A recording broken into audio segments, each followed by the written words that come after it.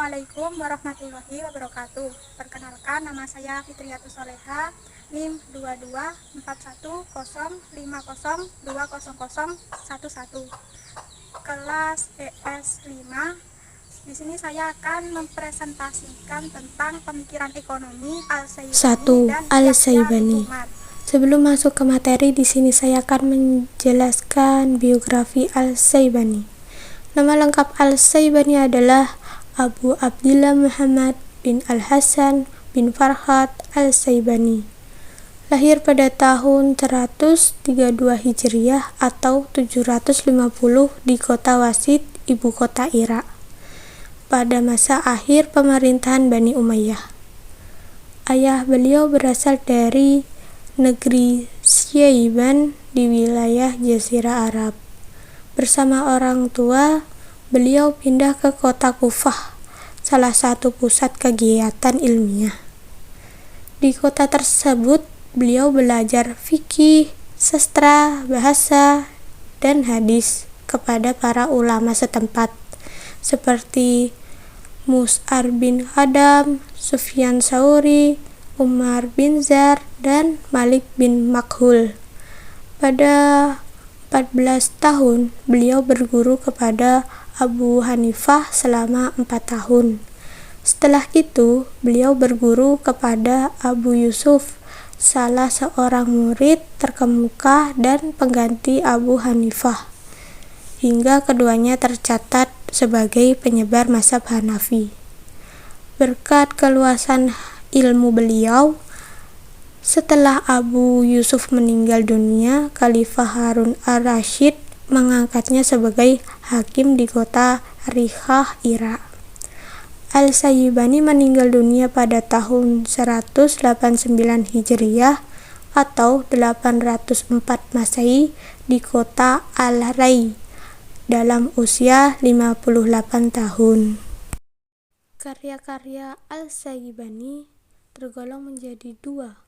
Pertama, Zair ar-Riwayah, yaitu kitab yang ditulis berdasarkan pelajaran yang diberikan oleh Abu Hanifah. 1. Al-Mabsut. 2. Al-Ziyadat. 3. Al-Jami' al-Saghir. 4. Al-Siyar al-Kabir. 5. Al-Siyar al-Saghir. Kedua, Al-Wadir, yaitu kitab yang ditulis berdasarkan pengalamannya sendiri. 1. Al-Kharij fi al-Hiyal. 2. Ar-Rad al-Madinah. 3. Al-Atsar. 4. Al-Amali. 5. Amali Muhammad fi al-Fiqh al-Ruhayyat. 6. Al-Kasb. Pemikiran ekonomi Al-Syaibani. 1. Al-Kasb atau kerja, yaitu mencari perolehan harta melalui berbagai macam cara yang halal. Kerja merupakan unsur utama produksi. Kedudukannya sangat penting dalam kehidupan karena menunjang pelaksanaan ibadah kepada Allah Subhanahu wa Ta'ala. Hukum bekerja adalah wajib. 2. Kekayaan dan kefakiran, yaitu apabila manusia telah merasa cukup dari apa yang dibutuhkan, kemudian bergegas pada kebajikan, hingga mencurahkan perhatian pada urusan akhirat. Sifat-sifat fakir artinya sebagai kondisi yang cukup, bukan kondisi pasrah dan meminta-minta. 3. Klasifikasi usaha-usaha perekonomian terbagi menjadi 4 macam, yaitu sewa-menyewa, perdagangan, pertanian, dan perindustrian. Usaha-usaha perekonomian terbagi menjadi 2, yaitu fardu kifayah dan fardu ain. 4. Kebutuhan-kebutuhan ekonomi, yaitu sesungguhnya Allah menciptakan anak-anak Adam sebagai suatu ciptaan yang tubuhnya tidak akan berdiri kecuali dengan 4 perkara, yaitu makanan, minuman, pakaian, dan tempat tinggal. 5.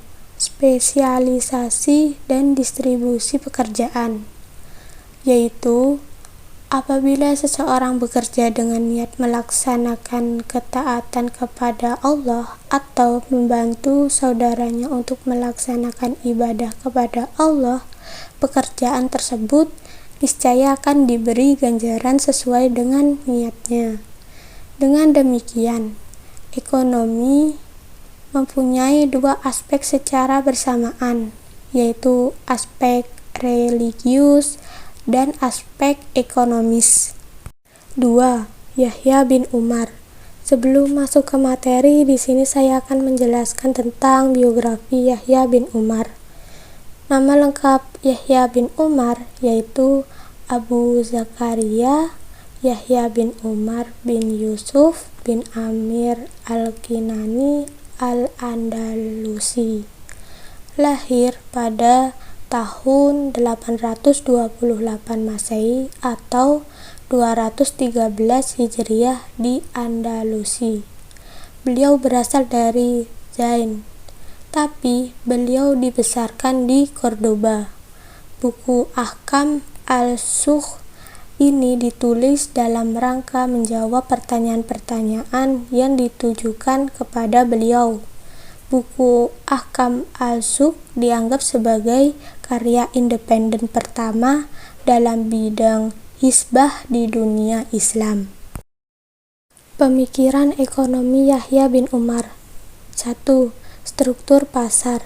Menurut beliau, pasar yang ideal yaitu pasar yang harus memiliki karakteristik adanya transparansi, tidak ada monopoli, kartel, pencegahan terjadinya penjualan di luar pasar, pencegahan persaingan tidak sehat, menghindari kecurangan, dan penjualan produk yang haram.